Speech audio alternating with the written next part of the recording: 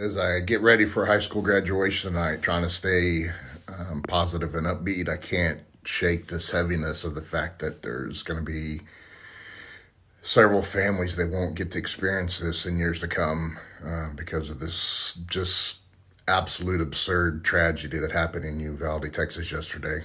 I feel mad, I feel sad, I feel pissed off, I feel useless, I feel like there's nothing I can do about it. But there are a couple of things we can do. Number one, we can pray for the families and everyone involved. Praying's not your gig, then send out positive thoughts and feelings out there to those. Second thing we can do is donate to Canines for Kids.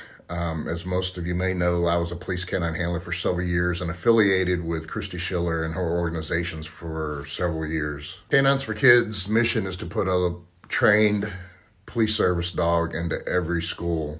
The pilot one started at Texas A&M a few years ago. I've had the luxury, being close to organization, to have seen some of the training videos that they are doing with these dogs, which are remarkable. These dogs are able to locate an active shooter within seconds and neutralize them quickly. And this is a game changer in these stupid things that are happening around our country. I've put a link in my bio for Canines for Kids. It's a nonprofit organization. Everything goes toward the giving of canines to schools. And if you want to read more about it, that information will be there too. And if you've had graduations this week or have upcoming graduations this week, just love on your people.